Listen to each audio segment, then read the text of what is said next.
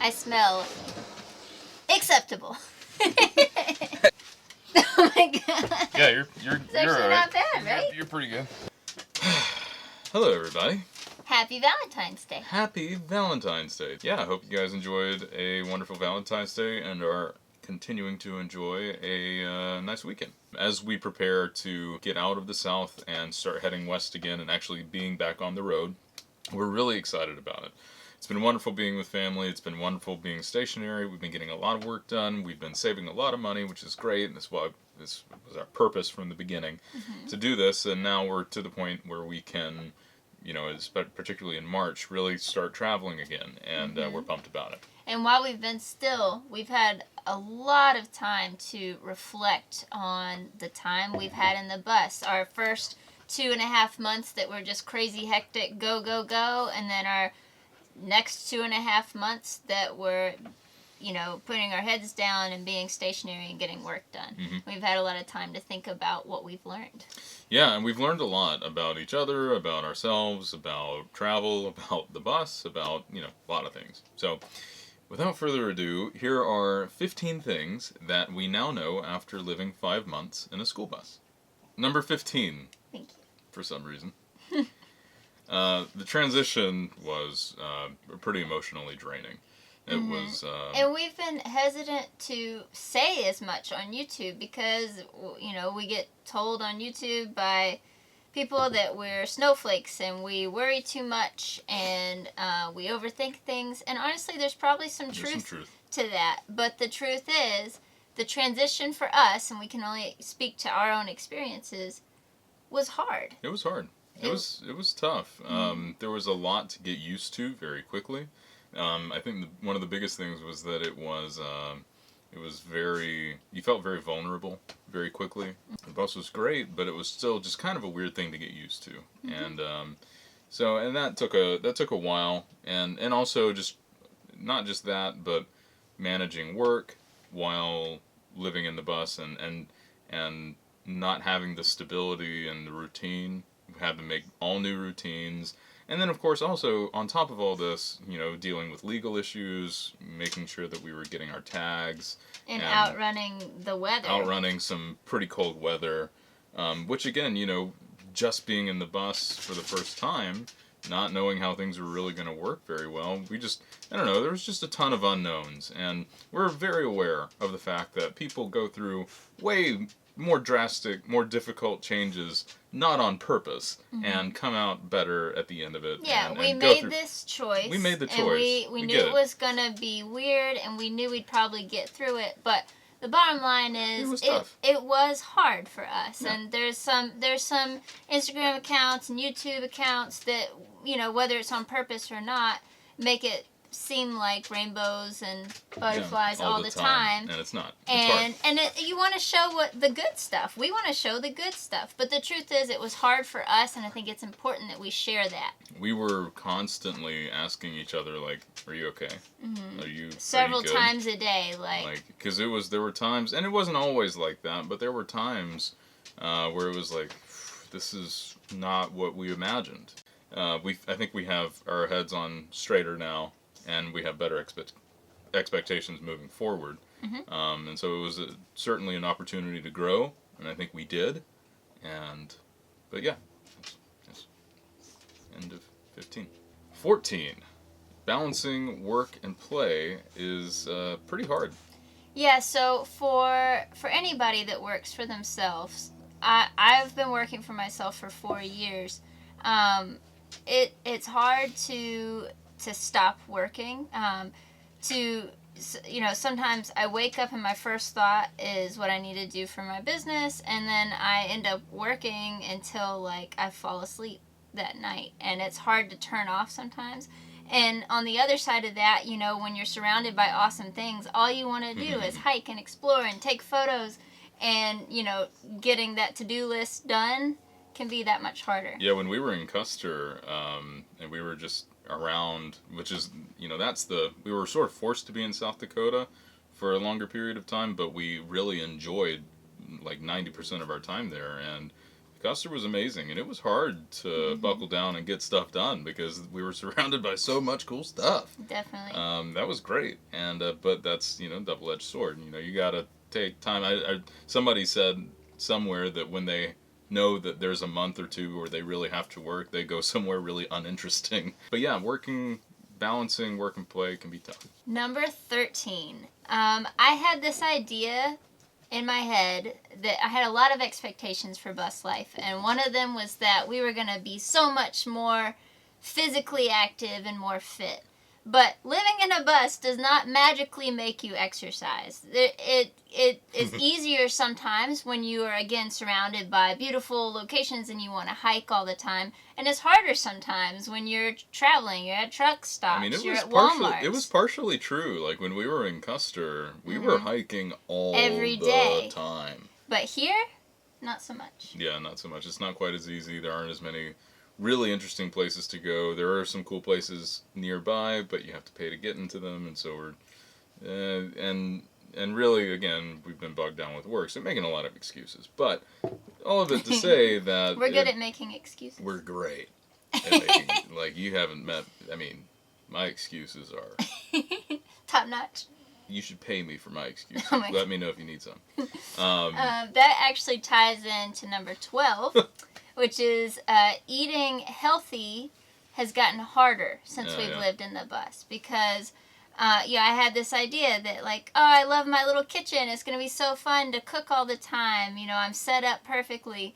And it is really fun to cook in here. But the truth is, so one, we get cabin fever, like when it's raining or something, and the only thing we can think of to do to get out of the bus is go eat out. Or we're traveling and there's so much convenient fast food. Yeah, if you're traveling, you've been driving 4.5 hours, you do not want to stop in a parking lot and cook a meal for another 15 minutes. Yeah, you want something easy, you want to go stretch your legs, and that's... And one way to do that is to go out somewhere and grab a bite to eat. And it's just, we gotta get back.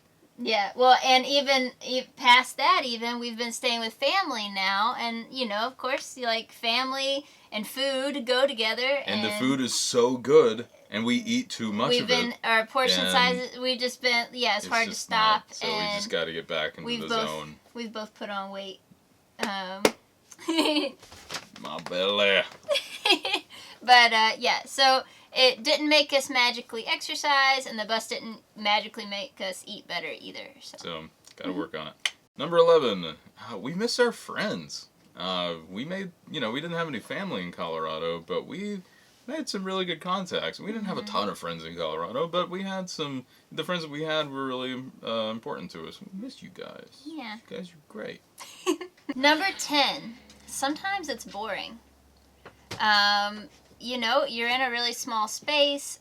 If you get stuck in bad weather for a week, which, we've had rain like a month straight and stuff, it can get really dull in here, and you have to find ways to entertain yourself. Particularly when you don't have Wi-Fi, or if you're in a spot where you have poor signal, then it's like, well, you got to get creative. And we knew that going into it, and so we had a contingency plan. We had, we have a bunch of books, we have a bunch of DVDs, we got a lot, we downloaded a bunch of stuff. Yeah, we go to thrift stores and go through the DVDs, which are usually $1 or $2, and we've been building this collection of stuff like The Office and South Park and Harry Potter and just whatever we find. And it's been great. And we've also been playing a lot of board games. Board games, when we were in South Dakota for a while, we had like 6 nights in a row where we would play Scrabble and watch The Lord of the Rings. And after that was over, we enjoyed it so much, we watched The Hobbit after that. And we just played a ton of Scrabble. It was a good time. I got my butt handed to me. Yeah, you did. Like, I was just embarrassed. I don't know why I even brought it up, because that's stupid. Number 9. Everyone wants to see the bus. Okay, but I want to preface this one. We love showing the bus off. We truly, truly do. We didn't make it, and we don't have a YouTube channel, and we don't go to tiny house festivals to keep it to ourselves. However, when, several strangers... day after day, not day after day, but like, let's say, it's a bus that we live in, and so it gets messy like anyone's house does, but in a tiny space, it gets, it can get messy and 10 seconds. Yeah, it You know, looks suddenly, clean. It looks clean behind us, but that's Sort of. because we moved everything that was on the counters here up there. Front of the bus looks like a disaster. Now, fortunately, it is fast to clean up, but at the same time, it's like, it's something that you have to do that maybe takes time out of your day that you would have maybe done at a later time, but it's like sort of forces it on you now. And we have to deal with the dogs when somebody wants to see it. It's a kind of a whole thing. Yeah, and we totally appreciate that people want to see it, and we're proud of it, and you know, we want it to look good when they see it. So we don't want to just let them come in, because it may be the first time they've ever seen a tiny house in person, and we want it to have a good impression. So it takes more effort. It's hard for me to say, because I really don't want to step on any toes and be like, I asked to see their bus. Like, I hope they weren't annoyed. Oh, never no, annoyed. no. Never, not annoying at all. But it's just like, you know, it's if somebody wanted to, if you have an amazing bedroom and that you live and sleep in every day, and everybody wanted to see it, but you live and sleep in it every day, you have to clean it all the time in order to let people come in and see it. It's just, it's just a thing. It's flattering that people want to see it, and you probably want to show it to them, but it's just not always convenient. And it's just something we've learned, is that, you know, we're in an interesting house vehicle and people want to see it, and that's great, but it's a double-edged sword. So. And we do enjoy showing it to people, and it is fun. All right, so number 8, we've loved being minimal. We've loved having less things. I felt freed by it, and honestly, like, it's kind of addictive. I keep finding myself just wanting to purge over and over again and get rid of more and more stuff, and it's a good feeling. Yes, we have watched Marie Kondo's. Well, we watched one episode. We watched an episode. She read the book. I read the book, and I haven't watched the whole series, so I can't necessarily recommend it, but I can definitely recommend the book. I listened to it on Audible, and there's some things that were a little silly, but it helped us minimize. But it helped my perspective when we were getting rid of stuff and getting ready to do this. And I haven't missed anything. No. I haven't. There's not something like, oh man, I wish we had kept whatever. And we're not like completely minimal. Like, we kept some things that we don't use very often, and I want to get rid of those things. Well, there's some things like for example, like I kept my ukulele, and I haven't played it, and I actually played it last week, but before then I hadn't played it since we moved into the bus. Or I kept my wood burning kit, or like things that are just kind of fun craft. But again, though, I think we kept those are the kinds of leisure things that we will use, I'm hoping, once we stop working all the freaking time. So now it's time to chill and start and play the uke. Number 7. This is a big one for me, because if you watched our bus life expectation videos, and we'll link to that, one of the things I was the most concerned about is the complexities of traveling with dogs. And to our surprise, it's actually been easier than we expected. It's really not been bad. Now, you know, we haven't gone through many national parks. National parks don't allow dogs. They may let them in, but not like, there's only very few very specific places where they can be, and nowhere else are they allowed. But in state parks and in, I don't know, state forests and the RV parks that we've been in, honestly has been fine. And they've been great. They've actually been real good with getting used to the bus. They're totally used to it now. They bark occasionally at people outside, but once we're in an RV park, we were afraid that every person they saw, they would just lose their minds every time, and it would just be like, oh my god. But they've been really cool, and I'm so proud of them. It's been great. It's actually been really good. Number 6, YouTube sucks. We've been... You don't like it? No. I was just like staring into the camera like you. You guys suck. No, you don't. But YouTube can be a source of anxiety.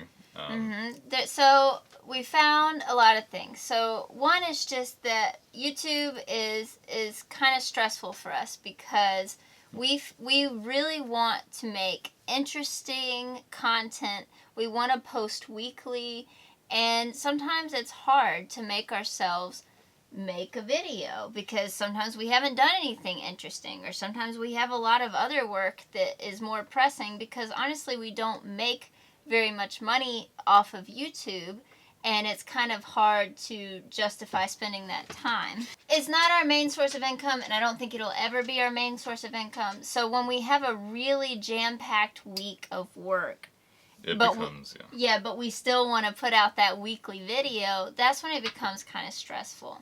Yeah. On top of that, we had one video put on YouTube's homepage, and so it got a lot of attention, which is great. We love that, and we got a ton of new subscribers. Thank you guys for being here, by the way. You're awesome. You are awesome. You guys don't suck. None of our subscribers. None of our subscribers. Let's be clear.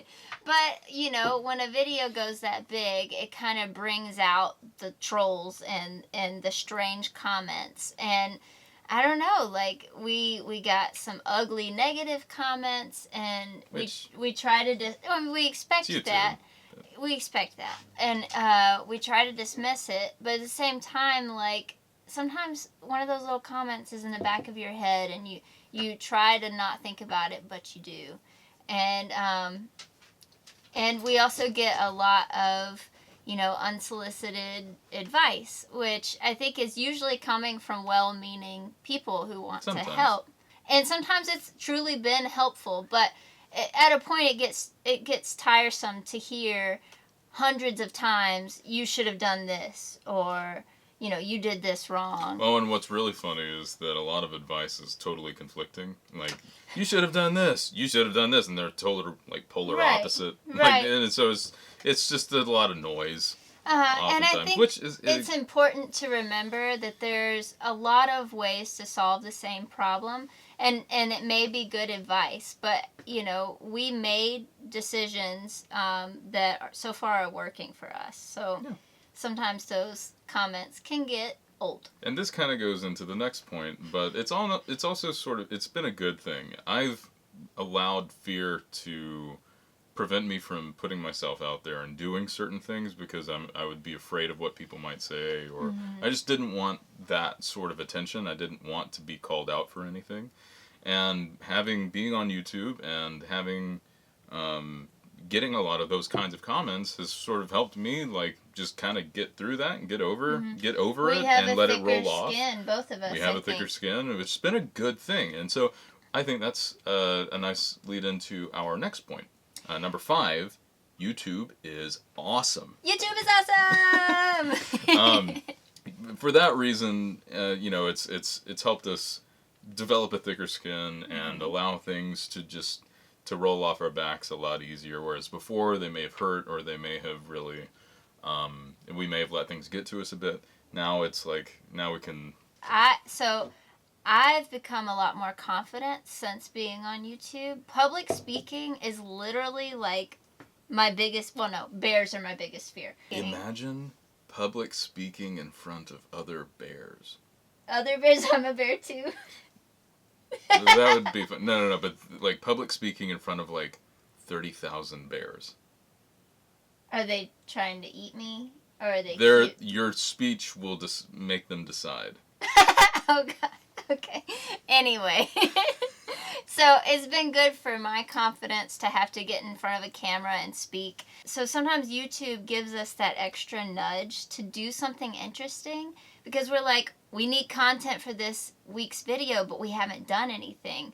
You know what? I kind of want to do X, and that's the push to do it. Something we wanted to do anyway, but sometimes YouTube pushes us to do something. Yeah. You know? And we don't ever do anything, like, for the sake of a video. Like, oh, this would make a great video, let's go do this. But if, like, you know, if we're on the fence between doing something and staying home, and we're like, well, okay, that'd probably make a good video. All right, well, let's do it. Yeah. And, you know, and that's just that one extra nudge. And it's made us do more interesting things. And that's cool. Yeah, to go get some cool shots or something, and then we make some awesome memories. And yeah, so YouTube's been great in that way. YouTube's been, so speaking of comments, the amount of mean comments we get are this much. Yeah, it's 98 2. Like, and yeah, the other 98% is is just love and support and encouragement and people telling us that we've inspired them in some way. And that feels amazing. That's incredible. Yeah, that's the stuff that pushes us to want to keep making videos. Yeah. We build relationships with some of our YouTube commenters, people that definitely choose our to patrons. choose to support us on Patreon, people on Instagram. We're building these awesome relationships, and we found that the skoolie community, bus life, van life, just nomadic people, like, it's just an awesome community where a lot of people want to help each other and support each other. Just and be positive. Yeah. And yeah, so. And we've gained so much from that. So YouTube sucks, but YouTube is awesome. So number 4, taking it slow, traveling slowly so you can save money has been a difficult thing for us.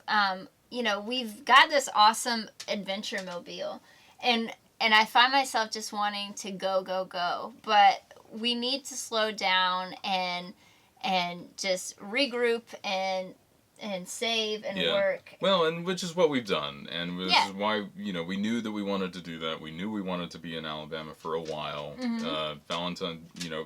January 1 to Valentine's Day is a busy, really busy time of year for us, the busiest time of year, and we wanted to stay put while I had to travel for work, and while Tiffany worked her butt off on Valentine's Day stuff, and it has paid off. But it's to the point now where, you know, again, you know, we're in a driveway. We have this adventure mobile, and it's been sitting still, and it's just, and we got a taste of the highs and the lows. And so now having some stationary time has sort of helped us digest that and process it. And I mean, and part of that is literally looking back at those YouTube videos and being like, oh man, do you remember how you felt in that moment? Yeah, that's been another thing of, like, one of the biggest things about YouTube. One of the biggest reasons I want to keep making videos, even if we're not making money, is because those are videos that we can look back on for years. Yeah.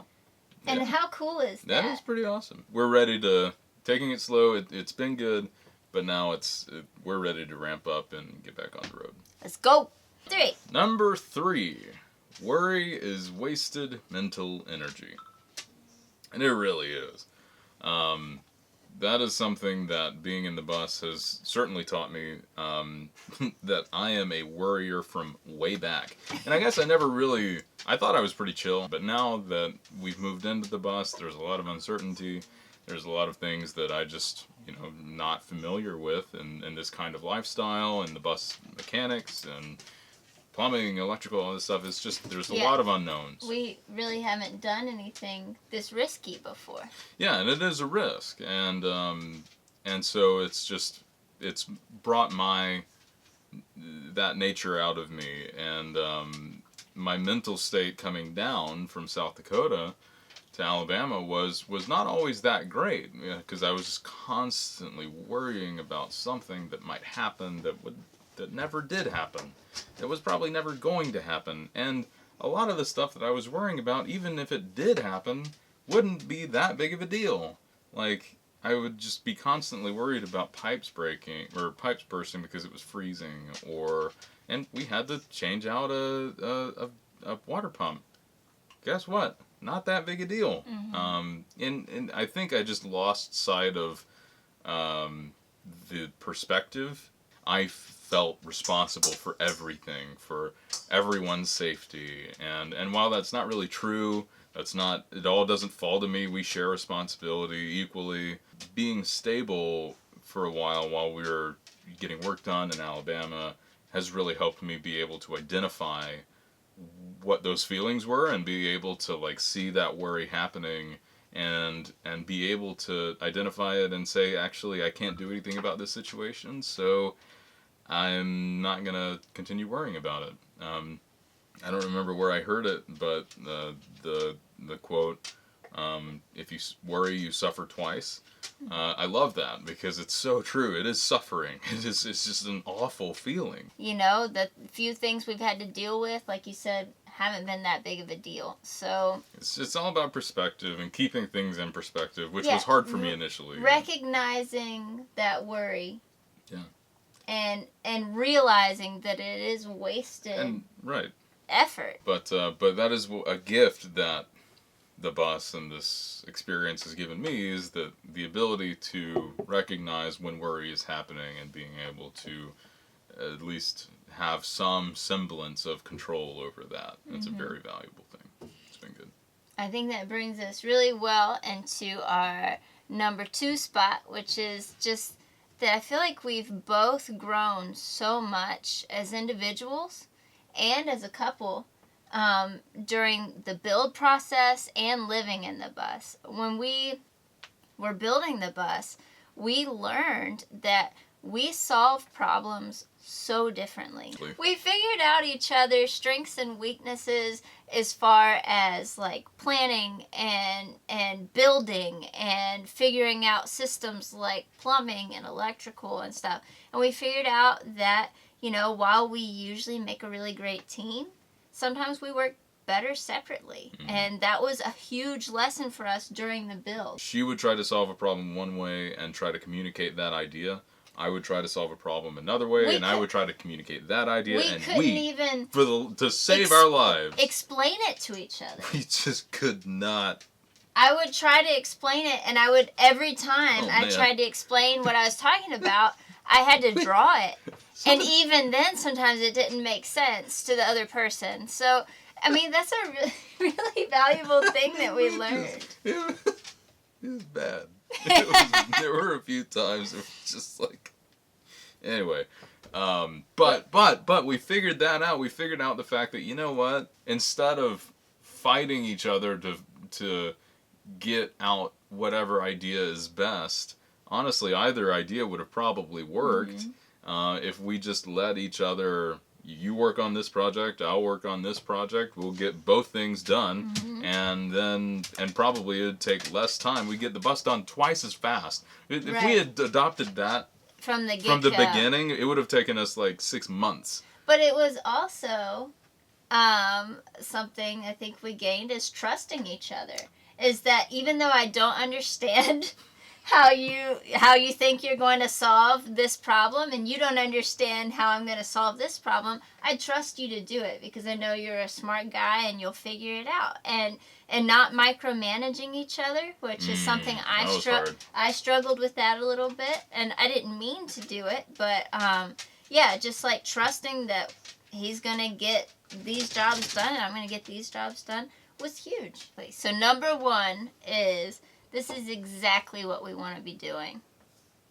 Through all of the questions we've had, through, you know, outrunning bad weather and things breaking, and when we're here stationary and we're really thinking about it, there's no other way we'd rather be spending our time right now. Yeah, I mean, it's something that we know that we're going to remember these past, I mean, let's say 3 years, because 2 years building the bus, these 5 months living in it, even if we just cut it now, even if we just sold the bus now, it has been incredible, an experience. Memorable, exciting, adventurous experience. And, you know, all we want to do is keep at it and keep making memories and keep making mistakes and keep taking photos and exploring and hiking, and I just can't wait to get back on the road. Subscribe if you haven't already. I don't know why that was so funny. If you like our videos, please do like and subscribe. It does help the channel out a ton. If you're interested in helping us make more of these videos, we do have a really great Patreon community. We'll point you in that direction. There's a link below in the description.